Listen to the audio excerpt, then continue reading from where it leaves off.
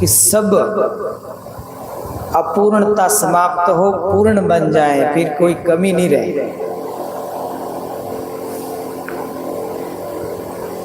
पूर्णिमा का अर्थ के पहले कबीर साहब की जो भाषा है बहुत ही सुंदर है, और इसको नाम दिया है पूनम। पूनम पूनम, पू न और म 3 अक्षर दिया और तीनों को जोड़ दिया तो बन गया पूनम। पू का मतलब होता है पूर्ण, और पू का मतलब पुरुष भी होता है। तो पूर्ण पुरुष की भक्ति या व्रत में पूर्ण व्रत,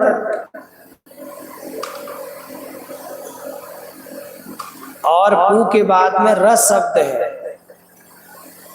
र का मतलब रमण करने वाला, रहने वाला, वो हमेशा विद्यमान का घोतक होता है।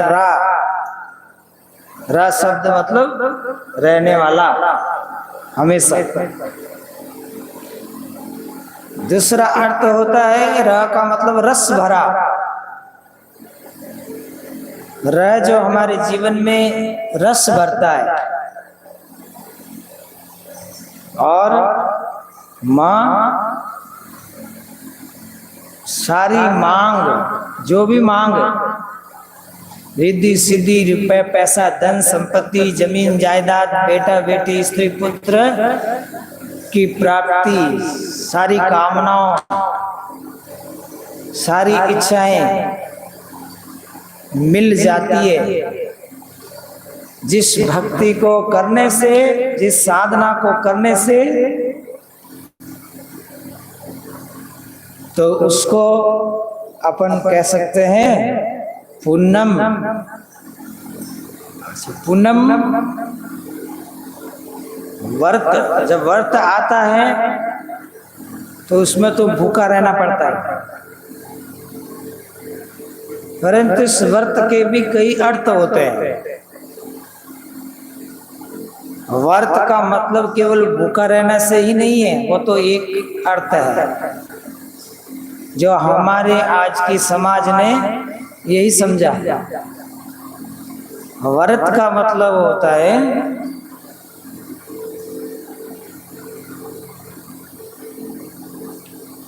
जैसे मैं आज से कम बोलने का व्रत लेता हूं। दूसरी बात, मैं आज से रोज आधा घंटा सेवा करने का व्रत लेता हूं। व्रत का मतलब संकल्प है। कोई संकल्प ले कि मैं गुरु भक्त बन करके भक्ति करूंगा, सेवा करूंगा, सुमरन करूंगा, व्रत लेता है। तो व्रत का मतलब संकल्प भी होता है। हमारे समाज में प्राय लोग व्रत का मतलब क्या समझते हैं? व्रत का मतलब समझते हैं खाली भूखा रहना, भूखा रहना। टाइम पे गुरु महिमा का पाठ नहीं हो, संध्या पाठ नहीं हो, और समय पे घर में रहने वाले बूढ़े बड़ेरों की सेवा नहीं हो, अतिथि का सत्कार नहीं हो, तो खाली भूखे रहने से भगवान की प्राप्ति नहीं होती। और सुखराम जी महाराज ने अपनी वाणी में कहा, और मिलेगा, ज्यादा भोजन मिलेगा तो 2 प्रकार की हानि होगी। कोई आदमी भोजन करने बैठता है तो 3 आदमी का भोजन खा लेता है, और 3 आदमी का भोजन कर लेता है तो 2 आदमी तो दुनिया में भूखे ही रहेंगे ना। तो एक तो अन्न ज्यादा चपट गया, तो दुनिया में अन्न की हानि कर दी। और दूसरी बात, ज्यादा खाने के बाद तो न तो आलस तो आना ही है, आलस भी आएगा, नींद भी आएगी, और उबासी तो हमारी मासी है, वो तो आएगी। जब अपन ज्यादा खाएंगे तो हमारी मासी का नाम उबासी है। ज्यादा खाने वाले को उबासी ज्यादा आएगी, आलस ज्यादा आएगा, नींद ज्यादा आएगा। और एक हानि और होगी, अगर उसकी उम्र 80 साल लिखी हुई है तो 40 साल तो नींद में चली जाएगी। वो ज्यादा नींद लेंगे तो उम्र घटेगी, श्वास इधर ही से लौट जाएंगे, बीमारियां होगी। ठीक भगवान श्री कृष्ण ने गीता में अर्जुन को बताया था, ना तो ज्यादा खाना और ना ज्यादा कम खाना। बहुत अच्छी बात बताई थी अर्जुन को। भोजन में ध्यान रखना, ना तो अधिक खाना और ना ज्यादा कम खाना। शरीर का बैलेंस भी नहीं बिगड़ेगा और भक्ति भी हो जाएगी। एक साथ में 2-3 टाइम का भोजन करोगे तो भक्ति कहाँ से होगी। इसलिए हमारे ऋषि मुनियों ने ये व्रत की परंपरा डाली। और जब भाई सर्दी में हल्दी का साग हो और ज्यादा खा जाएं तो भाई मन बस में नहीं रहेगा, इंद्रियां बस में नहीं रहेगी। अर्थात ज्यादा भोजन करने से या उत्तेजक पदार्थ खाने से क्रोध बढ़ेगा और उसके साथ साथ भावनाएं खराब होगी। आपके मन के अंदर जो भावना है वो खराब हो जाएगी। जब भावनाएं खराब हो जाएगी तो नुकसान ही नुकसान है, कोई लाभ नहीं है। अधिक खाने से कोई लाभ नहीं है। मैं ज्यादा खाने के ऊपर नहीं बोलूंगा क्योंकि मेरा विषय अलग है। तो पुण्यम व्रत और उसके आगे है गुरु पुण्यम। बोलो सद्गुरुदेव की। भाई अब गुरु शब्द के बिना तो सब व्रत अधूरा, सब भक्ति भी अधूरी। कबीर साहब ने कहा, गुरु बिन माला फेरते, गुरु बिन देते दान। कबीर सब हराम है, पूछो वेद पुराण। बोलो सद्गुरुदेव की जय। किस लिए? क्योंकि नींद आ जाती है।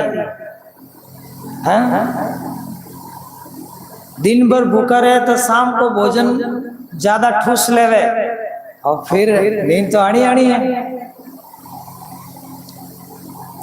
एक जगह मैं बोला, आप कितने व्रत करते हो? बोले मैं इतना व्रत करता हूँ।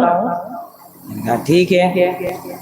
फिर बीच में तो बहुत सारा माल खाने को मिलता है, दूध नेरा मिलता है, फलार नेरा मिलता है। मैंने कहा कि देखो, व्रत करने वालों को मौज बन जाती है, खीर अलग मिलती है और जो आवे मना ही नहीं करे, खाली अन्न नहीं खाना है, बाकी सब आनंद है। सतगुरु कबीर साहब कहते हैं, तन को अटके पर मन को नहीं अटके। तन को अटके पर मन को नहीं अटके। पार न पड़े संगोती, पार न पड़े संगोती। हिंदू व्रत एकादशी राखे। हिंदू जो भाई है, महीना में 2 11 कर ले, एक अंधारी और एक चांदनी। मजा है ना, मजा आवे के व्रत करे तो सब मजा आवे। बोलो सतगुरुदेव की। तो मैं गलत कह रहा हूं? जिन्होंने व्रत को सही ढंग से करना नहीं सीखा वो केवल जीभ का स्वाद हो गया। कबीर साहब क्या कहते हैं? तुर्क बांग नमाज गुजारे। मुस्लिम भाई है, उनको अल्लाह का प्रेम आता है तो वो क्या रोजा रख देते हैं? रोजा रख दे, रोजा रखे यहाँ तक तो बहुत अच्छा है। दिन भर वो मुख में जो थूक रहता है वो भी नहीं गिटना है, और शाम पड़ते ही टूट पड़ना है फिर भोजन पे। आगे भले गाय हो, मुर्गी हो, कोई भी हो, कोई नहीं सोचता। स्वाद के वशीभूत। साहब कहते हैं यही तो गुरु के पास जाकर खाना सीखना है, किस तरह का भोजन करना है, किस समय भोजन करना है, यही तो गुरुदेव से सीखना है। और क्या सीखना है? इस दुनिया को क्या सीखना? मकान बनाना आता है, ब्याह रचाना पहले से ही आता है। दूसरा क्या सीखना है? भोजन, पेट भरना आता है, धन कमाना आता है, सब चीज आती है। तो गुरु से क्या सीखना है? यही तो सीखना है कि जीवन आनंदमय कैसे जिया जाए, और उसके साथ साथ उस प्रभु की, मालिक की, सत्पुरुष की भक्ति भी हो जाए। यही तो गुरु से सीखना है। कल मैंने क्या कहा? सद्गुरु आनंद की यात्रा कराते हैं जीव को, और संसार में सुख दुख, कभी सुख कभी दुख, कभी सुख कभी दुख। ये तो आत्मा का भाव नहीं है, ये मन का भाव है। संसार व्यवहार मन से बना हुआ है। इस संसार में बंदा सुख दुख बारंबार, इस संसार में सुख दुख बारंबार है, परंतु एक तीसरी वस्तु है जिसे सच्चा आनंद कहते हैं। वो है राज करने में नहीं, भोग भोगने में नहीं, वो सच्चा आनंद तो त्याग में है, और सच्चा आनंद ज्ञान में है, और सच्चा आनंद सतगुरु के सार शब्द में है। सोजत का किला कितना बड़ा है, और वहां के राजा जो थे उनको सब सुख था। ऐसे ऐसे राजा कई हुए जो राज छोड़कर वन में गए, वन में जाकर भक्ति किए और आनंद की यात्रा में गए। और जब तक राज रहा, जब तक सुख दुख सुख दुख सुख दुख भोगता रहा। राजाओं ने ये सोचा कि धन ज्यादा होगा तो सुखी होंगे, भोग भोगने की वस्तु ज्यादा मिलेगी तो सुखी होंगे, टाबर टूबर परिवार, शादी ब्याह ज्यादा करेंगे तो इससे सुखी हो जाएंगे। उन्होंने यही सोचा था, परंतु अंत में रिजल्ट सुख का नहीं आया, क्योंकि ये सब तो आत्मा से जुड़ी हुई चीज नहीं है, ये सब तो शरीर और मन से जुड़ी हुई चीजें हैं। और शरीर बूढ़ा हो गया फिर क्या भोग भोगना? आंख देखना बंद कर देती है फिर क्या संसार है? कान सुनना बंद कर देगा फिर क्या संसार है? और जीव को लकवा मार देगा फिर क्या हीरा जीवना है? क्या कोई हीरा का आनंद आएगा? कोई आनंद नहीं आएगा। स्वाद लेने वाली इंद्री, देखने वाली इंद्री, सुनने वाली इंद्री, ये सारी इंद्रियां तो जवाब दे देगी, और फिर संसार का सुख कैसे साथ में चलेगा? तो ये तो सदा चलने वाला है नहीं, थोड़े दिन का है। भूल गया सतनाम। बोलो सतगुरुदेव की। ध्यान से सुनना। भूल गयो सतनाम, अच्छी नहीं बात है। क्या कहा? बात अच्छी नहीं है।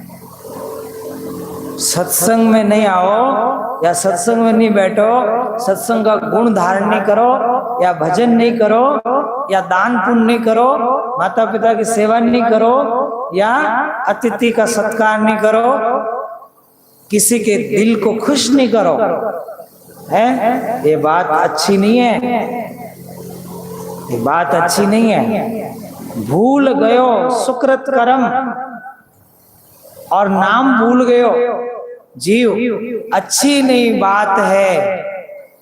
भूल गयो सतनाम, अच्छी नहीं बात है। और 4 दिन की चांदनी। बोलो सदगुरुदेव की। चांदनी मतलब ताकत, शक्ति, पावर। 4 दिन का ही है। कितना तगड़ा आदमी है, भाई है, बहन है? और बुखार आ जाए तो घायल हो जाता है। कहाँ गई ताकत? कोई पहलवान है, हमारे गुरुजी कहते थे कि बेटा कोई पहलवान है, कोई राज्यों का पहलवान जब देश में जाता है, देश का पहलवान विदेश में लड़ने जाता है, और उसको अगर कोई एक चींटी अगर ऐसे स्थान में काट देवे तो व्याकुल हो जाता है। इतना बड़ा वो शक्तिशाली होता है, एक चींटी से डरने लग जाता है, दुखी हो जाता है। हाथी इतना बड़ा है। आप सभी जब कान में चींटी घुस जावे तो हमारे वडेरे कहते थे हाथी मर जाता। तो कहने का मतलब है भूल गयो सतनाम, अच्छी नहीं बात है, बात अच्छी नहीं है। 4 दिन की ये चांदनी, ये संसारी सुख जो है वो 4 दिन का है। 4 दिन की चांदनी देखो, फिर अंधेरी रात है। 4 मतलब शिशु, बाल अवस्था, युवा अवस्था और बुढ़ापा। इनमें जो मजा करना है कर लो, और बाद में जमदूत आएगा तो फिर अंधेरी अर्थात मौत लेने आ जाएगी। तो फिर ये जीव जो है इस शरीर से बाहर निकल करके अंधेरे में चला जाएगा। और अंधेरे में क्या है, क्या बनता है? पशु पक्षी कीट पतंग। बोलो सदगुरुदेव की। तो आपने सही अर्थ समझा कि भूल गयो सतनाम तो अच्छी नहीं बात है, और 4 दिन की चांदनी तो फिर अंधेरी रात है। शब्द है ना, मीठा बोलन नीव चलन पर अवगुण ढकले, पांचों चंगी नानका हर बज लावा ले, हरि बज लावा ले। किसने कहा? श्री नानक देव जी महाराज कहते हैं मीठा बोलो नीव चलो, मतलब छोटा बन के चलो, निवण करता चलो, अपने आप को मिटा दो, इस हस्ती को मिटा दो कि मैं पंडित हूँ, मैं जाट हूँ, मैं फलाना हूँ, अर्थात बड़पन को मिटा दो। जाति का जो बड़पन है, अहंकार को मिटा दो। मैं इतना पढ़ा लिखा हूँ, मैं इतना विद्वान हूँ, मैं इतने गुरु शिष्यों का गुरु हूँ, कोई भी अभिमान। रावण को अभिमान रहा कि मैं 1 लाख पुत्रों का पिता हूँ और 1.25 लाख मेरे पोतरे हैं, पोता। जिन्हें घना पोता वे खावे गोता। 1.25 लाख पुत्र और 1 लाख पुत्र और 1.25 लाख नाती। जिस रावण के घर कोई दिया है न कोई बाती, कोई दिया है न कोई बाती, याद रखना। 1,00,000 पुत्र 1,00,000 नाती, उस रावण के घर में कोई दिया न कोई बाती, उसका खेल खत्म। 1,00,000 बेटे थे, 1,25,000 पोते नाती थे, और उस रावण की हालत ये हुई कि उसके घर में कोई दीपक करने वाला नहीं मिला जब काल पहुंच गया। इसलिए बड़े परिवार का अहंकार नहीं करना है। मेरे इतने बच्चे हैं, मेरे इतना परिवार है, ऐसा है, उसका अहंकार ज्यादा चलने वाला नहीं। और धन में तो वो रूपे का महल था, सोने का छाजा, रूपा मतलब चांदी, चांदी का महल बना था, सोने का छाजा था। वह रावण घर, इसी रावण के घर। तो कहने का अर्थ है, तात्पर्य है, माया को देखकर, धन को देखकर या किसी भी वस्तु का अहंकार करके हमें परमात्मा से दूर नहीं होना है, हमें सतनाम को भूलना नहीं है। क्योंकि महापुरुष कहते हैं, गुरु सगा और संत सगा, अंत सगो निज नाम, कहे कबीर इस जीव को, मिले 3 ठौर विश्राम। आपको चीर शांति विश्राम इन 3 की शरण में प्राप्त होगा। कबीर साहब के अनुसार सबसे पहले समृत गुरु की शरण में जाना। जो समृत गुरु की शरण में रहता है उसको शांति मिलती है।